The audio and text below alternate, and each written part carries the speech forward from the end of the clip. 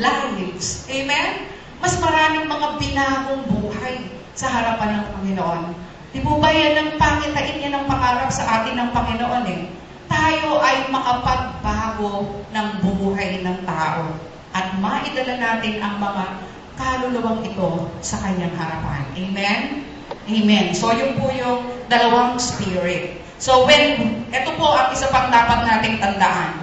When you are a dreamer and you begin to fulfill that dream, along the way, you will lose your sight to your vision. And Terah set out from Ur of the Chaldeans, but along the way, they see Haran and settle there. So when they see that Haran is a good land, they settle there. He forgot the great dreams that God has prepared for them. Nakalimutan na niya yung mas mabuti ang Haran eh. It is quite good, but that is only the second best compared to God's dream for Terah. It was only a second best. Second best. Amen? So, si Terah, ano nangyari ngayon? Si Terah, dating committed sa pag-abot ng pangarap ng Panginoon para sa kanya, naging makitid. Amen? Dati siyang committed, pero dahil na nag-satisfy na siya doon sa kung ano yung gandang nakita niya sa Haran, naging makitid na siya. Ano sinabi niya? Siguro sabi niya, okay na to. Okay naman na dito sa Haran eh. Ba't naman papagurin ko pa yung sarili ko para abutin ang lupang pangako? Okay na tong buhay ko na to. Nakakaraos naman eh. Okay na tong tatlong na-disciple ko. O okay na tong 10 na-win kong kaluluwa sa harapan ng Panginoon. Na-win ko naman na sila eh. Bahala na silang lumago sa kanilang pananampalataya sa sarili nila. Ayan. Yan yung mga ano eh. Yan yung mga ibinubulong. No? Yung settling down spirits. Yun po yun. So, check. Check po natin kung ano tayo, kung meron tayong spirit na gano'n. So, si Terah settled there and he lost his sight for his dream. So, why settle for the second best? Bakit tayo magsisettle for the second best? Why we can enjoy the best? Amen? Kung ako yun, gugustuhin niyo po ba yun? Na mag-settle kayo sa second best, samantalang merong mas best. Would you prefer that? Mas ipiprefer po ba natin yun? Yung second best kesa sa best. God's dream is best and greater than our dreams. So why settle for our own dreams?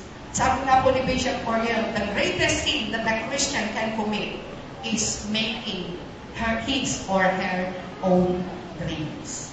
Pag tayo raw po ay gumawa na ng pangarap na pangsarili ng natin, yun na raw yung pinakamatindi, pinaka-worst na kasalanan na po pwede natin magawa sa ngayon. Pag nangarap tayo ng sarili lang natin. At pag doon po tayo nangarap ng sa sarili lang natin, huwag natin asahan na sasamahan tayo ng Panginoon. Tirahin tayo ni Lord. Amen? Titirahin tayo ni Lord. Pagka tayo daw ay gumawa ng pangarap na pang sarili lang natin, teterahin tayo ni Lord. Kaya check po natin yung ating sarili. Pag medyo nakikita natin na hindi na yan naka-align sa dream ng Panginoon, remember Terah. Remember Terah. Huwag kang patera sa Panginoon. Amen? Huwag kang magpapatera. Sabihin mo, huwag kang magpapatera sa Panginoon. Check your dreams.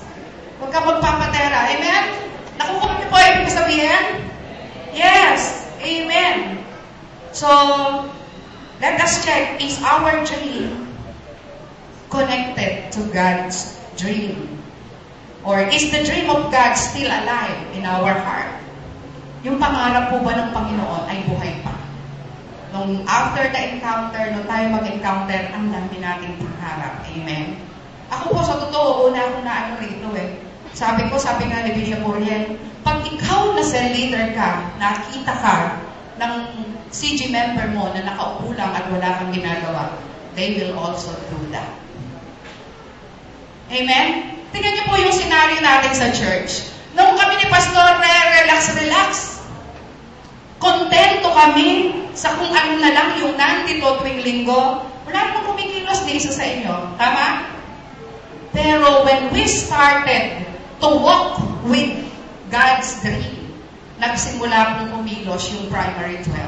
And now, some of the 144 ay kumikilos na rin po sa pag-aakay ng kaluluwa sa Panginoon. But, siguro, medyo mahaba-haba na rin po yung nalalakbay natin sa G12. Pero along the way, let us check kung tayo ba ay mayroong spirit. Spirit of ano? What are those two spirits? Spirit of along the way and spirit of settling down. Baka nandun na tayo, nararamdaman na natin yun. Yung spirit of settling down. Pero along the way daw po, as we reach our dream, as we reach God's dream, ay maraming mga distractions, maraming discouragement.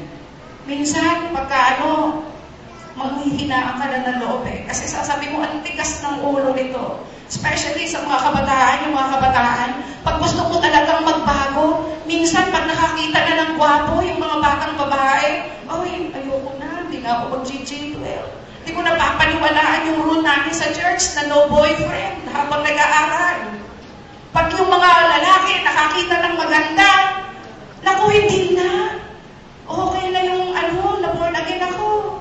Hindi totoo yung sinasabi ni Pastor.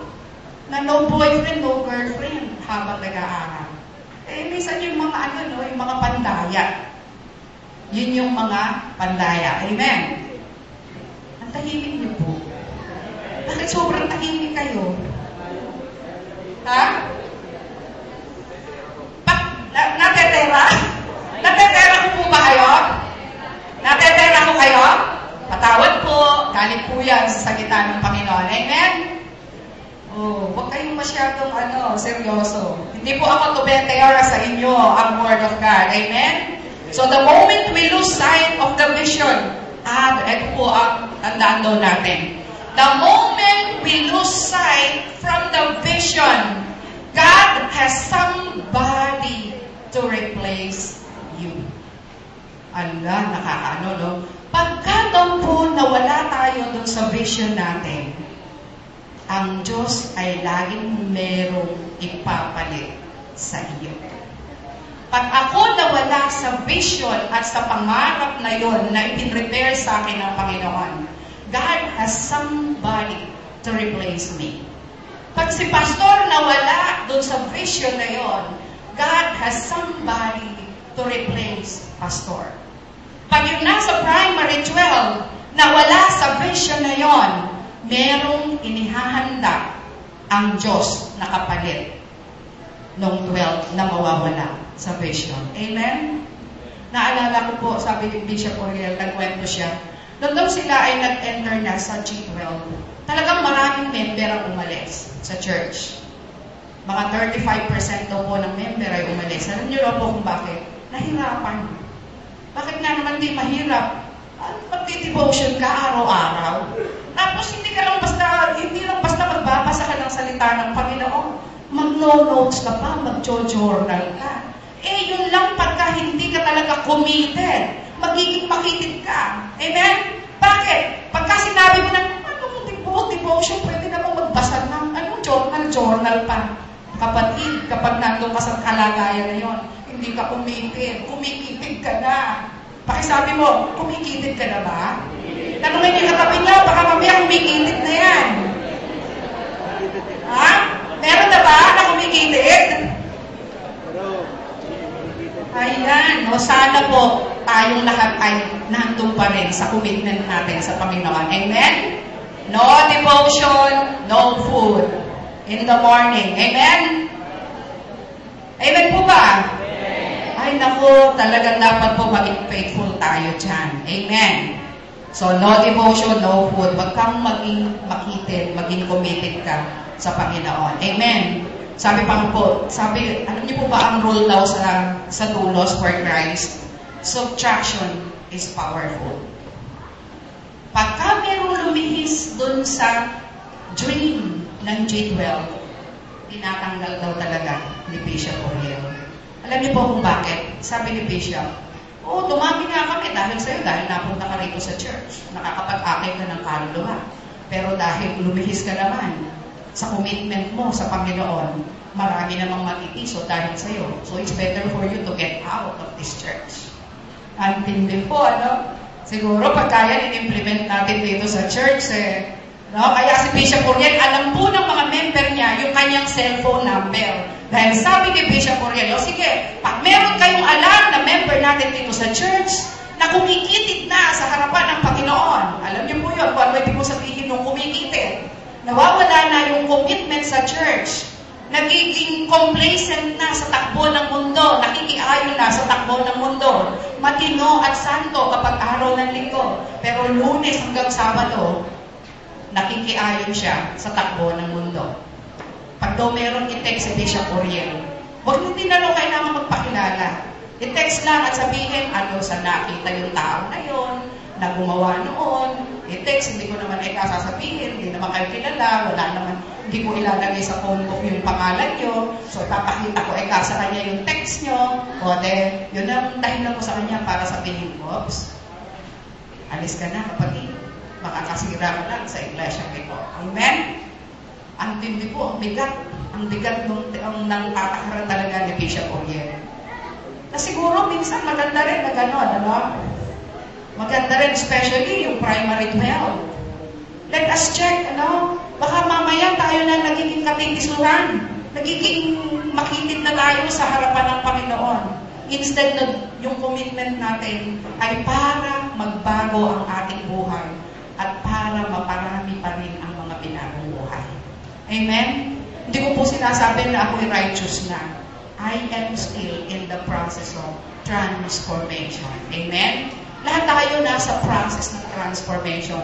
Pero napaka-importante po na along the way ay chine-check natin ang ating kalagayan sa harapan ng Panginoon. Amen? Hello? Ang tahimik nyo talaga. Okay, next. So, sabi po dyan, di ba? So, si Tera ay nawala ang kanyang vision or sight sa pangarap ng Panginoon. And for sure, and I'm sure, namatay ang kanyang pangarap at kasabay nun ang kamatayan ng mga pangako ng Panginoon sa kanyang buhay. So when we lost our sight to our dream, kasabay po nun ang pagkawala ng pangako ng Panginoon sa ating buhay. We will never experience ang mga promises ng Panginoon. Hindi po natin yan kailanman mararanasan when we lost our sight to our dream. So, pangalawa po na tao dyan na ating titingnan ay si Abram. So, si Abram, makikita po natin yan sa verses 4 to 5. Pakilundan ka muna ay ko. So, verses 4 to 5. So, sabi po dyan, anong ginawa ni Abram? So, Abram left as the Lord had told him. So, anong ginawa ni Abram? Sumunod siya sa Panginoon. Nung ipakita sa kanya, di po ba ang nangyari doon? After na si Tera ay manatili sa Haran, ano nangyari dahil sa hindi niya pagsunod? He died there in Haran. Namatay siya sa Haran nang hindi na niya narating yung lupang pangako. Anong implication nun? Huwag na natin hintayin na makapatayan natin yung mga bagay na pumipigil sa atin sa pag-abot natin sa lupang pangakong inihanda para sa atin ng Panginoon. Huwag natin hintayin nakamatayan. Si Tera, nakamatayan niya yun. Nakamatayan niya yung nanatili sa Haran. Nag-enjoy. Amen? So, minsan yung mga distractions na yan sa totoo lang, nakaka-enjoy. And most of us ay gusto po ng mga momentary enjoyment. Ipinagpapalit yung everlasting enjoyment sa momentary enjoyment.